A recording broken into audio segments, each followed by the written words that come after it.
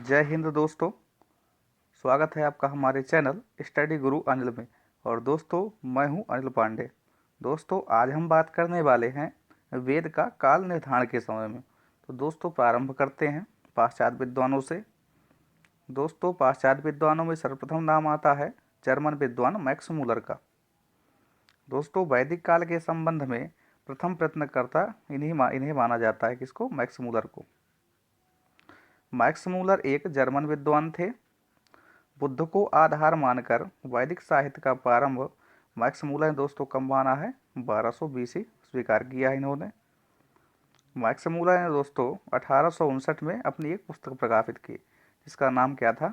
A history of ancient Sanskrit literature में वेदों के काल संबंधी निर्णय लेने का प्रयत्न किया था इन्होंने। इसमें बुद्ध का आविर्भाव काल कितना माना जाता है दोस्तों?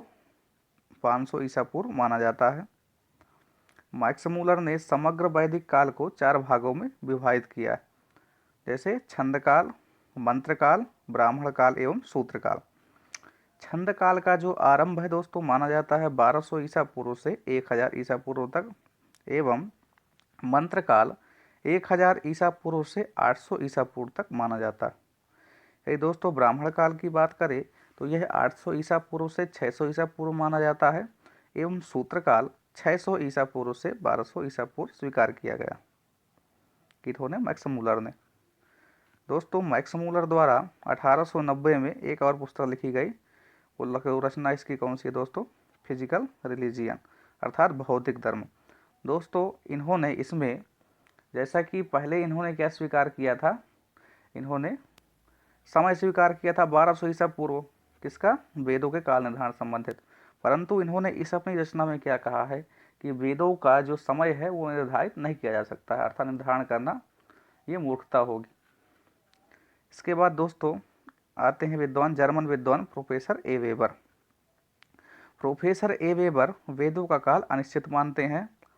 ए वेबर के अनुसार अधिक वैदिक काल कब माना जाता है दोस्तों? 1200 ईसा पूर्व या 1500 ईसा पूर्व के पश्चात कभी भी स्वीकार नहीं किया जा सकता। अर्थात इन्होंने कहा है कि इसके पश्चात ये जो है अधिक वैदिक काल स्वीकार नहीं किया जा सकता। अर्थात ये क्या है? अनिश्चित मानते हैं वेदों का काल, वेदों का जो है समय मानते हैं। जो प्रोफेसर ए वेबर ने अपनी पुस्तक एक लिखी है दोस्तों, कौन सी है? History of Indian literature. इन्होंने क्या लिखा है दोस्तों कि वेदों के काल निर्धारण संबंधित प्रयत्न करना सर्वथा क्या है? बेकार है।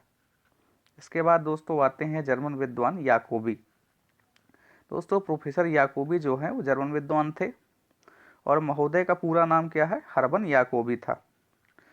पाश्चात्य विद्वानों में ज्योतिष को आधार मानकर इन्होंने क्या किया था दोस्तों? वेदों का काल निर्धारण किया था हर्बन याकोबी ने।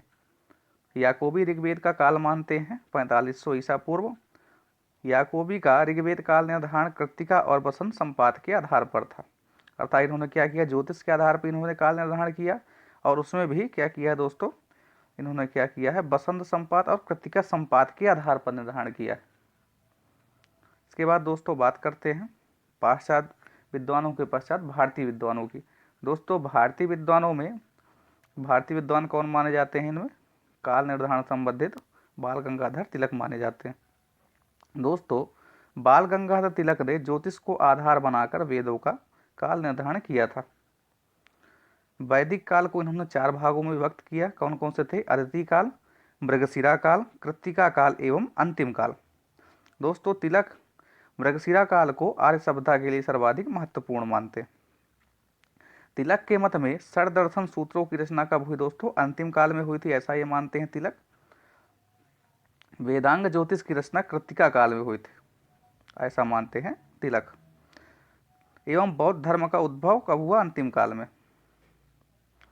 दोस्तों, तो इन्होंने काल निर्धारण क्या माना है ज्योतिष के आधार पर? अदिति काल 6000 ईसा पूर्व से 4000 ईसा पूर्व तक। मृगशिरा के काल की यदि बात करें तो 4000 ईसा पूर्व से 2500 ईसा पूर्व तक। एवं कृत्तिका काल इन्होंने 2500 ईसा पूर्व से 1400 ईसा पूर्व तक माना है, ईसा पूर्व तक। एवं अंतिम काल जो है 1400 ईसा पूर्व से 500 ईसा पूर्व तक माना। दोस्तों, लोकमान्य तिलक ने ओरियन के पश्चात एक अपना ग्रंथ लिखा था, वो कौन सा था? Article home in the Vedas. इन्होंने क्या कहा है दोस्तों? इन्होंने वेद का जो काल निर्धारण है वो 10,000 ईसा पूर्व बताया है। इसके बाद दोस्तों आते हैं वेट्टा नृत्य। ये भी दोस्तों पाश्चात्य विद्वान है। यह ऋग्वेद का जो समय मानते हैं वो 2500 ईसा पूर्व मानते हैं। पुरातात्विक आधार पर भारतीय मत में ऋग्वेद का यदि काल निर्धारण यदि पूछा जाता है दोस्तों तो क्या होगा? 4,000 ईसा पूर्व माना जाता है। पुरातात्विक आधार पर भारतीय मत में ऋग्वेद का काल है दोस्तों। इसके पश्चात यदि पाश्चात्य की बात करें तो पाश्चात्य विद्वान है जो, वो पुरातात्विक आधार पर ऋग्वेद का काल निर्धारण कब मानते हैं? 2000 ईसा पूर्व मानते हैं। तो दोस्तों यह था आज का हमारा वीडियो वेदों के काल निर्धारण संबंधित मतों को लेकर के। तो दोस्तों इसी प्रकार के वीडियो पाने के लिए हमारे चैनल स्टडी गुरु अनिल को जो सब्सक्राइब करिएगा। धन्यवाद।